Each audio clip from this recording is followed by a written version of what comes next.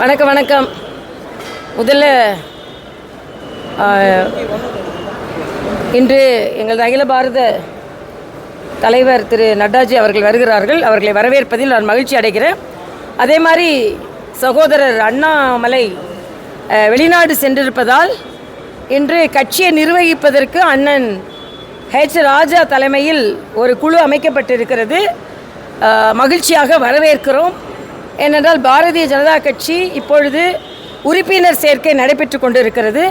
அதில் 1 கோடி உறுப்பினர்களை சேர்க்க வேண்டும் என்ற எண்ணத்தோடு நாங்கள் பணியாற்றி கொண்டிருக்கிறோம்.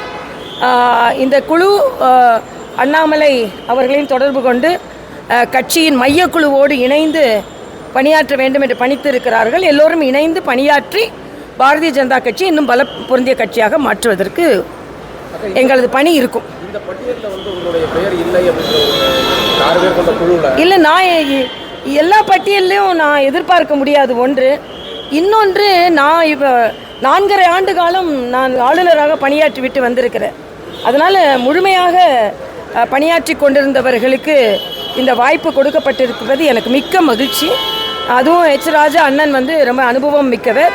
அதனால் அவருக்கு கிடைத்த மகிழ்ச்சி. நான் ஒரு காரியகர்த்தாவாக இருந்தால் நாங்கள்லாம் பணியாற்றி கொண்டிருக்கோம். நாங்கள் எல்லா பட்டியலும் நாங்கள் எதிர்பார்க்கறது இல்லை. நாங்கள் கட்சி என்ன சொல்லுதோ அந்த பணியாற்றும். இடைக்கால மாநில தலைவர் நியமிக்கப்படலாம் அப்படின்ற ஒரு பேச்சு, ஒரு சிலருடைய பெயர் இவங்க நியமிக்கப்படலாம் அப்படின்றது இல்லை, அதெல்லாம் யூகங்கள் தான். நீங்கள் யூகம் செய்கிற பேர் தான் வரணும்னு இல்லை. கட்சி சரியான முடிவு எப்பொழுதுமே எடுக்கும். அதே மாதிரி இன்றைக்கி முதலமைச்சர் அவர்கள் வெளிநாடு சென்றிருக்கிறார்கள். ஏதோ அதிக முதலீடுகளை ஈர்த்து கொண்டிருக்கிறோம் என்று சொல்லியிருக்கிறார். இன்றைக்கி அவங்க போட்ட பட்டியலில் எல்லாமே ஏற்கனவே தமிழகத்தில் இருக்கின்ற நிறுவனங்கள் தான்.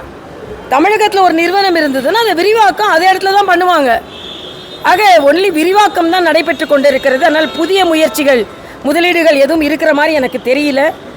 தமிழக அரசு தொடர்ந்து மத்திய அரசை சமக்கிர சிக்ஷா அபியான் என்பது குழந்தைகளின் கல்வி அறிவாற்றலை இன்னும் மேம்படுத்துவதற்காக modernisation of education, skill development, ஆக அதுக்கு என்று ஒரு தனி மேம்பாடு உடைய கல்வி திட்டம் அது.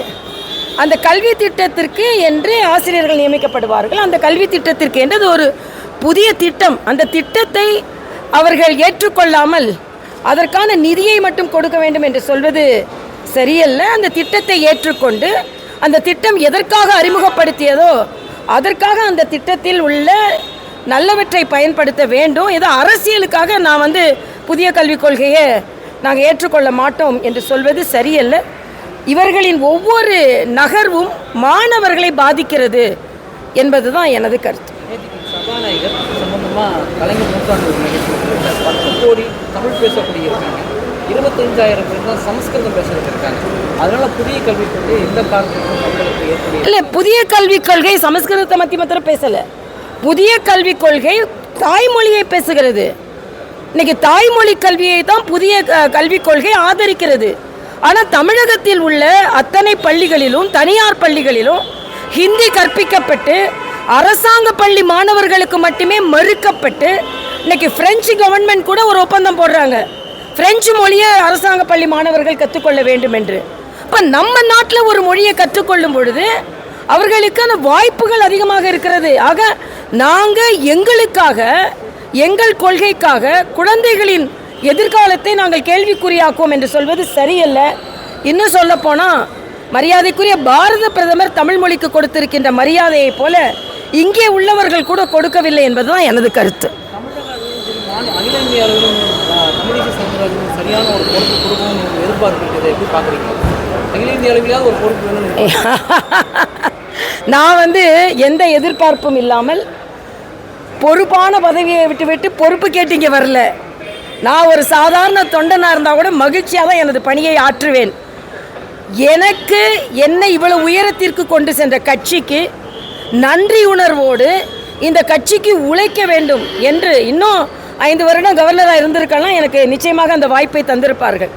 ஆனால் நான் என் கட்சிக்கு உழைக்க வேண்டும், என் மாநிலத்திற்கு உழைக்க வேண்டும் என்று நான் வந்திருக்கிறேன். எந்தவித எதிர்பார்ப்பும் இல்லாமல் கட்சி மீது இருக்கும் பாசத்தினால், தமிழ் மக்கள் மீது இருக்கும் பாசத்தினால் நான் வந்திருக்கிறேன். அதை நான் இங்கே தெளிவுபடுத்துகிறேன். தமிழகத்தில் ஹிந்தி எதிர்ப்பு இந்த மாதிரி ஒரு சொல்லியோட போயிட்டு இருக்குது. ஆனால் தமிழகத்தில் தான் தென்னிந்தியாவிலேயே அதிகம் பேர் வந்து ஹிந்தி விரும்பி படிக்கக்கூடிய மாநிலம்னு ஒரு புள்ளி வருது. ஹிந்தி பிரச்சார சபா வந்து அறிவிச்சிருக்கிறாங்க 3 லட்சம் பேர் ஹிந்தி இல்லை, அதனால தான் இப்போ அவங்களா படிக்கிறதுக்கு வாய்ப்புகள் இந்தி பிரச்சார சபை ஏற்படுத்தி கொடுப்பதை போல மக்கள் விரும்புகிறார்கள். இல்லை, நாம் அதைத்தான் சொல்கிறோம். நீங்கள் விரும்பலைன்னா இப்போ பரவாயில்ல. இன்னைக்கு பரந்துபட்ட வாய்ப்புகள் இன்னொரு மாநிலத்தில் போய் பணியாற்ற வேண்டும். ஆக அப்படி பணியாற்றும் போது அவர்களுக்கு ஹிந்தி தெரிந்திருக்க வேண்டும். நான் ஒரு நாள் ஹிந்தி பிரச்சார சபாவுக்கு ஒரு நிகழ்ச்சிக்கு போனேன். 20 இளைஞர்கள் அங்கே ஒரே நேரத்தில் பயிற்சிக்கு வந்திருந்தார்கள். அவர்கள் சொன்னது, ஒரு மிகப்பெரிய கார் நிறுவனத்தில் நாங்கள் எல்லாமே தேர்ந்தெடுக்கப்பட்டோம். 3 to 4 லட்சம் ரூபாய் சம்பளம். ஆனால் எங்களுக்கு ஹிந்தி தெரியாதுன்ன உடனேயே எங்களது பணியாணை திருப்பி பெறப்பட்டது. அதனால் 20 பேர் சேர்ந்து இது நடந்தது.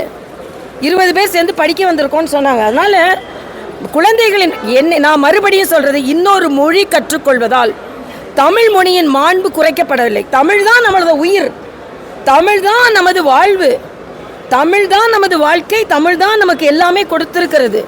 நம் ஊனோடும் உயிரோடும் இருப்பது தமிழ் தான். ஆனால் இன்னொரு மொழியை கற்றுக்கொள்வதில் அந்த தமிழ் தாய் நிச்சயமாக மறுக்க மாட்டாள் என்பதை நாம் புரிந்து கொள்ள வேண்டும். தமிழ் மக்கள் எல்லா வாய்ப்புகளையும் பெற வேண்டும் என்று தான் தமிழ் தாய் நினைப்பாள். திட்டங்கள் தொடர்பாக, அரசியல் தொடர்பாக வந்து முன்னணி நடிகர்கள் குரல் கொடுப்பாங்க, அவங்களோட வாய்ஸ் அவுட் பண்ணுறாங்க. ஹேமா கமிட்டி தொடர்பாக தமிழில் இருக்கக்கூடிய முன்னணி நடிகர்கள் அமைதியாக இருக்காங்க. அவங்கக்கிட்ட கேளுங்க. ஆனால் நாங்கள் வந்து தொடர்ந்து குரல் கொடுத்து கொண்டு இருக்கிறோம்.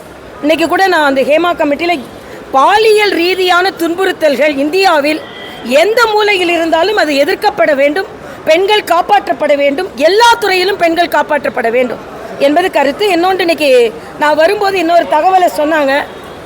தம்பி விஜய் கட்சி ஆரம்பித்திருக்கிறார், இன்றைக்கி ஷிரடி கோயிலுக்கு போயிருக்கிறார் அப்படின்னு ஒரு கேள்வி கேட்டாங்க.